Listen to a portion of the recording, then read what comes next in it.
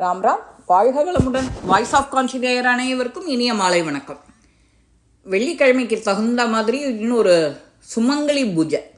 சுமங்கலி பூஜையோட முக்கியத்துவத்தை பற்றி ஸ்ரீ பெரியவா இந்த கலியுக காலத்தில் இந்த பூஜையை செய்யறதுனால கொடிய பாவங்களும் தோஷங்களும் விலகும் அப்படின்னு சொல்கிறா. குறைந்தபட்சம் ஒரு குடும்பத்திலும் சின்ன அளவிலாவது செய்யணுங்கிறது பெரியவாளுடைய விருப்பம். ஒரு சந்தர்ப்பத்தில் வயசான தம்பதியர் தட்டில் பூ பழம் அம்பாளுக்கு பட்டுப்புடவை ரவிக்கையோட பெரியவாளை பார்க்கறதுக்கு வரா. காஞ்சிபுரத்தில் இருக்கும்போது மாயவரத்தில் இருந்து அவகிட்ட காவேரி கரையில் இருந்து வர நீங்கள் துலா ஸ்நானம் ஐப்பசி மாதம், அதாவது காவேரி கரையில் நடக்கிற அந்த துலா ஸ்நானத்தை செஞ்சுட்டேலான்னு கேட்குறா. தம்பதிகள் 2 பேருமே ஆமாம் துலாசானம் ஆச்சு அப்படிங்கிறா. பெரியவா அடுத்த கேள்வியாக கேட்குறா, மாயவரம் ஆத்தங்கரைக்கு துலா ஸ்நானம் பண்ண ஏகப்பட்ட சுமங்கலிகள் வருவா இல்லையா? அது சரி, உங்கள் ஆற்றுல சுமங்கலி பிரார்த்தனை எல்லாம் ஒழுங்காக நடக்கிறதா அப்படின்னு பெரியவா கேட்குறா.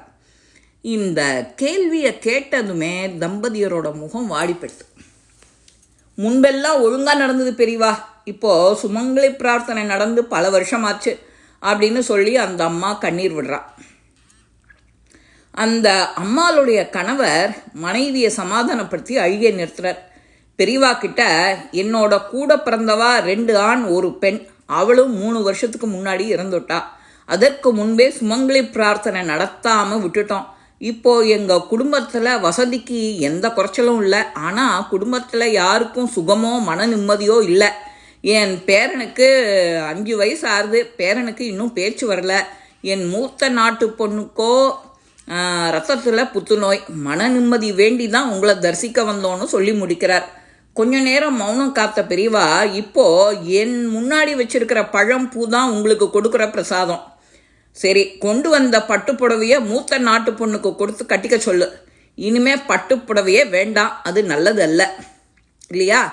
அது ஒன்றும் வசதியானதும் கிடையாது. ஆடம்பரம்லாம் நமக்கு எதுக்கு? குலதெய்வத்துக்கு கொண்டு வந்த பூவை போடுங்க.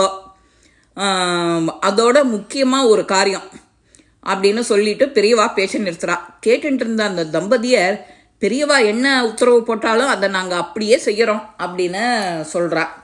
உன்னோட சகோதரியோட நினைவு நாளில் 108 சுமங்கலிகளுக்கு சாதாரண நூல் புடவை ரவிக்க மங்கள திரவியங்கள், அதாவது சீப்பு, கண்ணாடி, குங்குமம், ரவிக்கிற துணி, மருதாணி, பூ, மஞ்சள், குங்குமம் என்னெல்லாம் சேர்த்துப்பேலோ எல்லாத்தையும் சேர்த்துக்கோங்க அப்படிங்கிறா பெரியவா. அந்த 108 பேருக்கும் அது கொடுக்கறதோட அன்னதானமும் செய்யணும்.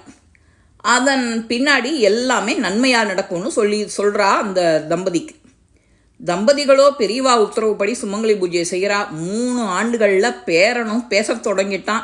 மூத்த மருமகளும் புத்துநோயிலிருந்து முழுமையாக குணமாயிட்டான். பெரியவாளுடைய வழிகாட்டுதலால் அந்த குடும்பம் மகிழ்ச்சியில் மலர்ந்தது. நாமளும் தான் குலதெய்வமாக வருஷத்துக்கு ஒரு தடவை எல்லாரோட உற்றார் உறவினரோட போகணும். அதே போல் இந்த தவசம் திங்கள் காரியத்துக்கெல்லாம் எல்லாரோடையும் கூட இருந்து செய்யணும். அதே போல தான் இந்த சுமங்கலி பிரார்த்தனையும் அண்ணன் தம்பிகள் எல்லாரும் சேர்ந்து செஞ்சால் ஏன் நம்ம குடும்பம் கஷ்டப்படும்? பாப புண்ணியத்தையும் நாம் பார்க்கணும். இந்த காலத்தில் நல்ல நேரம் எப்போதும் நமக்கு கை கொடுக்கறது இதுதான். இந்த பதிவு உங்கள் எல்லாருக்குமே பிடிச்சிருக்கோம். லைக் பண்ணுங்க, ஷேர் பண்ணுங்க, பெல் பட்டனை கிளிக் பண்ணுங்க, சப்ஸ்கிரைப் பண்ணுங்க, கமெண்ட்ஸ் பாக்ஸில் கமெண்ட்ஸ் போடுங்க. ஸ்ரீ மகாபெரிவா திருவடிகளே சரணம். நல்லதே நடக்கும். ஆனந்தமாக இருப்போம் நண்பர்களே. வாழ்க வளமுடன்.